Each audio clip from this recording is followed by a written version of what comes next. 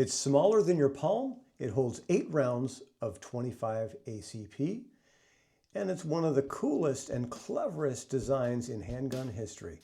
Let's take a look into this remarkable firearm.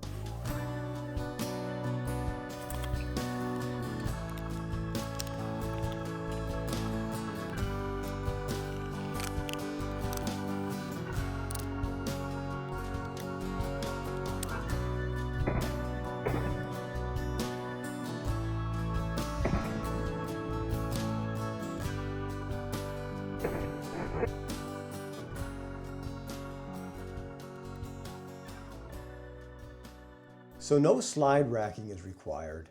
This is the Beretta 950 Jetfire, the king of the mouse guns. In a world of modern plastic pocket pistols, the Jetfire is a throwback to a time when even the smallest guns were made of forged steel and metal alloys, which really give the user a sense that he or she is holding something quality in their hands.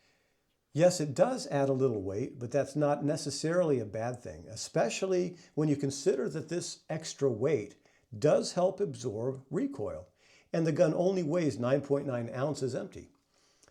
Poly guns this size would be lighter, but they'd also be inherently less manageable due to the higher recoil.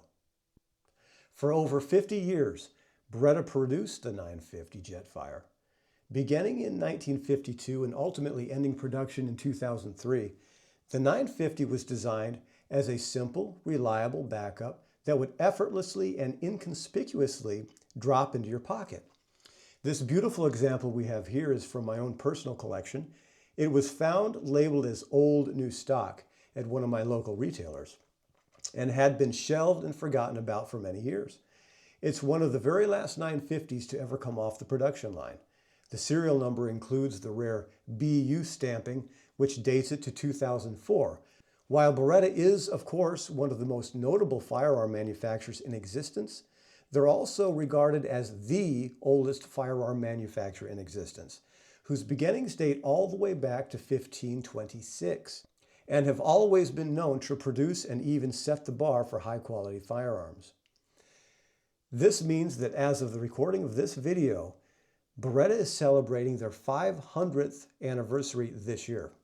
So in celebration of this monumental 500th anniversary, we're celebrating, at least in my opinion, the coolest, most innovative, and smallest handgun Beretta ever produced. While we don't really know exactly how many Jetfires Beretta produced in total, we do know the quantities are in the hundreds of thousands. And by the 1960s, production expanded into Brazil and the United States. In the 1960s, the Jetfire name was added for the US market, and it quickly became a favorite for deep concealment. The tip-up barrel is the real star of this show here. It allows the shooter to load the chamber without ever racking the slide. For those with limited hand strength, this became a game changer that allowed people who naturally had difficulty gripping and pulling a slide back to rack a gun an option of only needing to flip a lever. The barrel pops up, you load a cartridge into the barrel, you push it down until it clicks in place, pull the trigger. Then that begins the semi-auto cycle that reloads the chamber after each trigger pull, without the need to ever pull a slide back manually by hand. So, here's a technical marvel. The 950 was designed without an extractor. It relies purely on blowback gas pressures to kick the spent casing out while the slide is reciprocating back. This results in just one less part to break, and it works flawlessly with quality ammunition. There were a few slight variations that Beretta adopted into the 950 over time. If yours has a thumb safety, it was designated a BS model, which was introduced to meet the draconian U.S. import laws of 1968. The original B models relied only on a half-cock notch, which keeps the profile incredibly slim.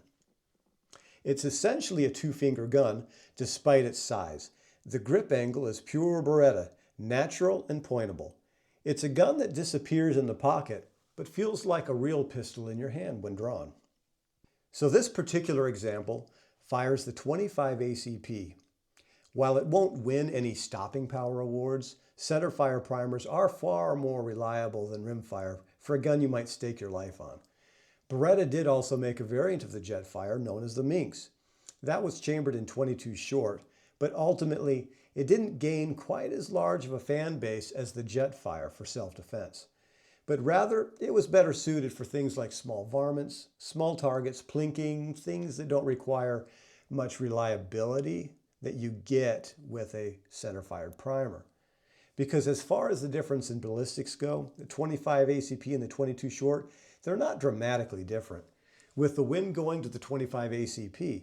However, while both cartridges can sometimes be difficult to find these days, it seems the .22 short is becoming increasingly scarce, and the 25 ACP, while somewhat difficult to find, seems to be making a slight comeback over the .22 short due to popularity of more modern mouse guns like the C-Camp 25 and the PSA 25.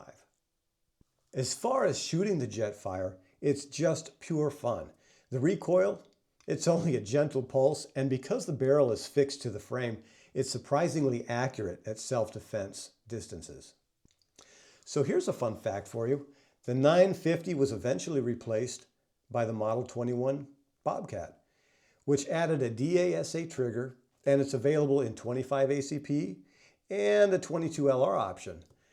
But they also scaled it up to the 30-32 Tomcat, which I have an example of right here. They chambered that in .32. But many purists, they prefer the slimmer single-action 950. It's been used in many notable films. In License to Kill, James Bond, played by Timothy Dalton, is given a chrome version. While this is the only time we see Bond using one, it's very common to see the Bond girls using the Jetfire throughout the entire franchise.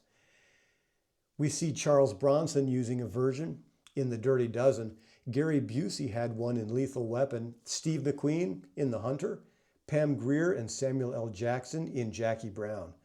From the A-Team to Columbo, you'll find the Jetfire in the hands of heroes and villains alike. So I like to view it as a piece of Italian jewelry that happens to be a fantastic little firearm. In many ways we've seen here, the Beretta 950 Jetfire, it's proof that good things can come in very small packages. To those of you who already own one of these, I hope you found this video informative and have learned something. Otherwise, to those of you who don't have one of these, I hope you found it intriguing enough to maybe get a hold of one of these and experience it for yourself.